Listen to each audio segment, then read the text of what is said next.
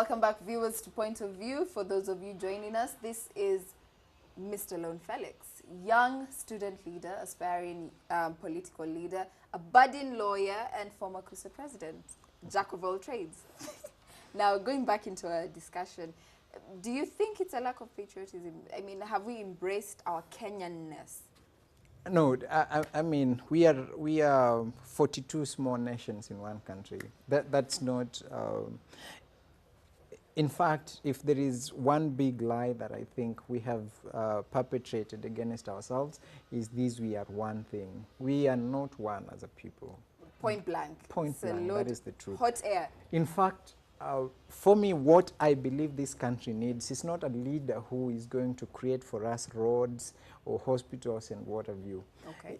In other societies, you know, systems development, those things find their way there. Mm-hmm. What we need is somebody who can inspire us to oneness, to know that we are one people. We are not one. I can tell you that because, and not even my generation, because I have been, I have held a small political office. Mm-hmm. And I know that anytime you talk about politics, whether you have been a friend with somebody for the last 4 or 10 years, tribe pops up. We get divided right into in the middle. And you know, you cannot blame people and you cannot blame the government. I think we need to work, all of us, together. I will only be patriotic towards my country if I feel in the first place that I belong to that country, that my dreams are secured in that country, and that if I work hard, whether I was born poor, whether I was born rich, whether I was born Kikuyu, or whether I was born Somali, the assurance that if I work hard, I can reach my goal is there. If I have that assurance, I will love my country. If I'm a young person and I'm going to the university and my country is investing money in me to make me comfortable, to make sure that as I study, I'm studying comfortably, and that tomorrow I will contribute towards its development, I will love my country. But if you have a country that does not do that, portions of the society feel they are excluded from the mainstream, the national cake belongs to the connected few and not the majority of the people, that when I pay my tax, I don't feel the immediate impact. My electricity is not being connected on time, or water is not being availed on time, or that I'm not assured of security. What business do I have to love the entity called state? I wouldn't love it. It becomes all about individualism and furthering your objectives. Now, we've been divided along ethnic lines, and there is now the immensity of being divided along religious lines. Islamophobia. Do you think that's the direction we'll now be heading in? First, I have to express my hope that we will never head there as a nation. But that there are signs that we could be headed there. I mean, that is what you see. People walking out of malls when they see somebody from the other religion because they think they are a terrorist. There are instances when, I mean, you are walking with a friend, you're getting into a mall, you're not searched, you're let through, but because they are dressed, because they're Islam, they will be searched. So we are heading there. I hope something can be done so that we reverse the situation. And it calls you know, the place of education in dispensing these stereotypes. One, the people who kill people are not are not Muslims or Christians, they're criminals. Indeed. I mean, they're not religious. They're not religious people. That is the bottom line.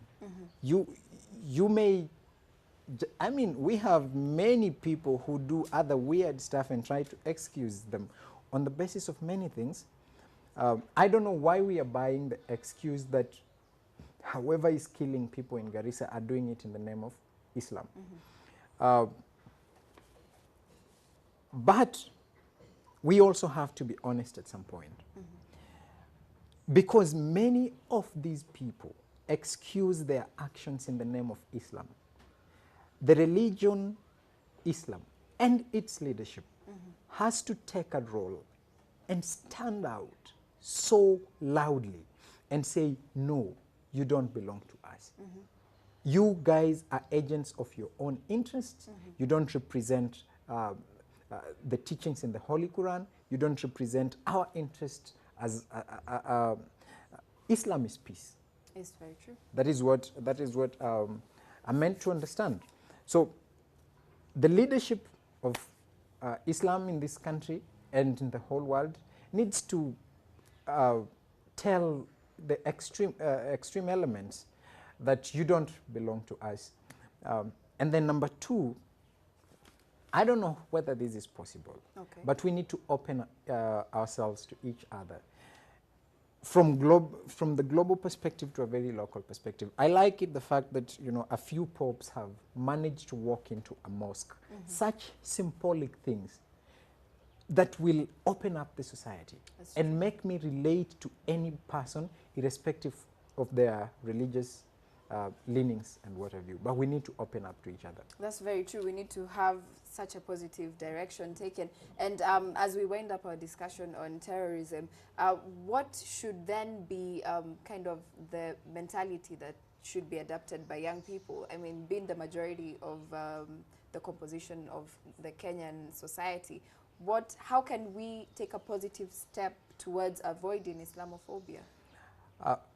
First and foremost, when we are in school, when we're just walking around, we have many friends who are Muslims.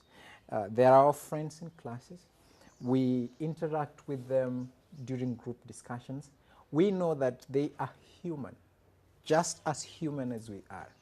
And probably some of them have helped us in many ways. We should not run away from what we have experienced at a personal level because of extreme violence that we are seeing. Indeed. So we have to embrace the spirit of what we see as young people, the friends that we have had and played football with in our neighborhoods. We must treat them as human, as even we transit into adulthood and taking up leadership in this country.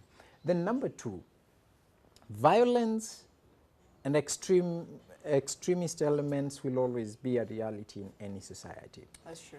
Even in history records very bad acts that happened in the name of Christians, in the name of Christ himself. So you have, you know, dots of evil extremism at every other juncture. I think what we need to do as a generation is just prepare ourselves to counter it.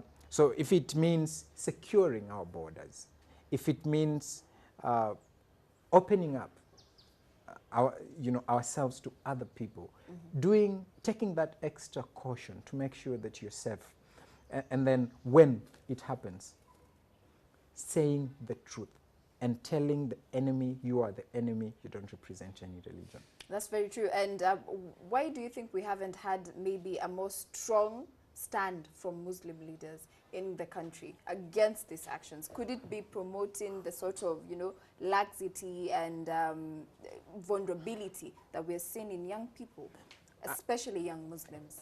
I may not be in a position really to know why we haven't had a very strong voice condemning the extremists, but perhaps extremists are extremists. Yes. So sometimes people fear them.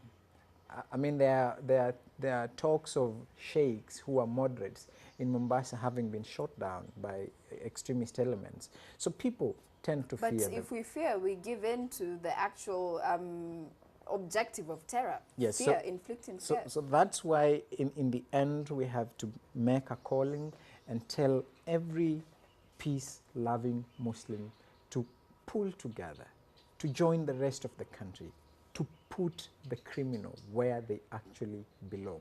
Because in the end, these are our cousins, these are our brothers. We can always tell when something is not right with somebody. And we should either choose to guide them out of it or surrender them to the authorities. Because you can imagine 248 people being butchered. That is not a joke. And if that happens again and again and again, it will lead us into religious acrimony. And who will suffer? The person who will suffer is the moderate Muslim who doesn't have a gun to protect themselves. That's very true. Wonderful. Great and insightful discussion we are having on Point of View. Ladies and gentlemen, we're taking a short break. Keep it TVC.